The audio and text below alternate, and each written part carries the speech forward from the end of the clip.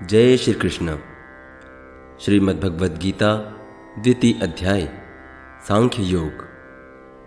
इस अध्याय में शरणागत अर्जुन द्वारा अपने शोक की निवृत्ति का उपाय पूछे जाने पर भगवान ने आत्म तत्व का वर्णन किया है।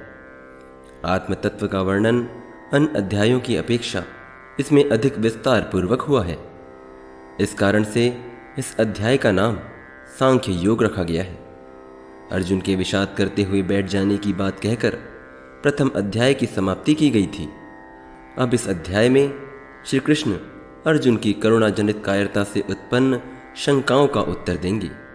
यहाँ से शुरुआत होगी भगवान के द्वारा दिए उस ज्ञान की, उन उपदेशों की जिसके लिए गीता जानी जाती है। तो चलिए मैं आशीष शुक्ला ले चलता हूँ गीता के इस आगे की महान यात्रा पर। संजय उवाच तम तथा कृपयाविष्टम अश्रुपूर्णाकुलेक्षणम विषीदन्तमिदं वाक्यम उवाच मधुसूदनः। इस श्लोक में मधुसूदन शब्द महत्वपूर्ण है, क्योंकि श्री कृष्ण ने मधु नामक असुर का वध किया था और अब अर्जुन चाह रहा है कि श्री कृष्ण उस अज्ञान रूपी असुर का वध करें जिसने उसे कर्तव्य से विमुख रखा है। यह कोई नहीं जानता कि करुणा का प्रयोग कहाँ होना चाहिए। डूबते हुए मनुष्य को वस्त्रों के लिए करुणा मूर्खता होगी, परंतु अर्जुन तो क्षत्रिय था, उससे ऐसे आचरण की आशा न थी। इसलिए यह बड़े ही आश्चर्य का विषय था कि जहाँ अपना क्षत्रिय धर्म निभाते हुए अर्जुन को युद्ध के लिए तैयार रहना था, वहाँ अर्जुन शोक और करुणा से व्याप्त होकर अपने ही कर्तव्य से विमुख हो रहा है। अर्जुन के विषाद को देखकर श्री कृष्ण उत्तर देने तैयार होते हैं और यहीं से शुरुआत होती है श्री कृष्ण के द्वारा दिए ज्ञान की, जिसे गीता नाम से जाना जाता है। इस श्लोक में संजय ने धृतराष्ट्र को बताया कि करुणा से व्याप्त, शोक संतप्त, अश्रुपूरित एवं व्याकुल नेत्रों वाले अर्जुन को देखकर मधुसूदन कृष्ण ने ये वचन कहे। श्री भगवान उवाच कुतत्स्वा कश्मलमिदं विश्मे समुपस्थितम् अनार्य दुष्टम स्वर्गम अकीर्तिकरमर्जुन।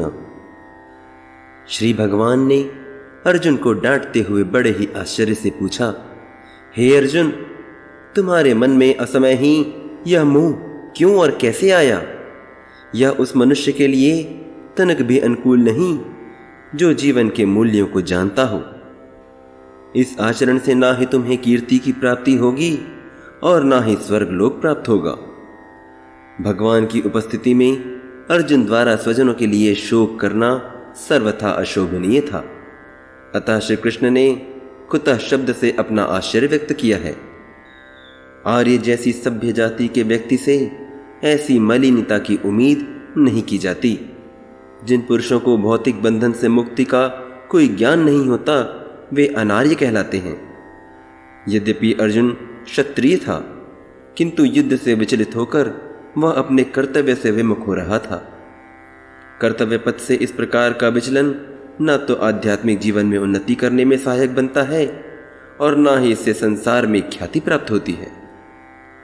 इस तरह कोई भी व्यक्ति मोहवश या कायरतावश अपने कर्तव्यों को छोड़कर बैठ जाए तो इससे उसे कभी लाभ नहीं हो सकता, बल्कि उसे हानि होने की संभावना बढ़ जाती है, जो अंततः असफलता प्रदान करेगी। इसलिए आपके प्रयास हमेशा समय के अनुसार सकारात्मक दिशा में ही होने चाहिए।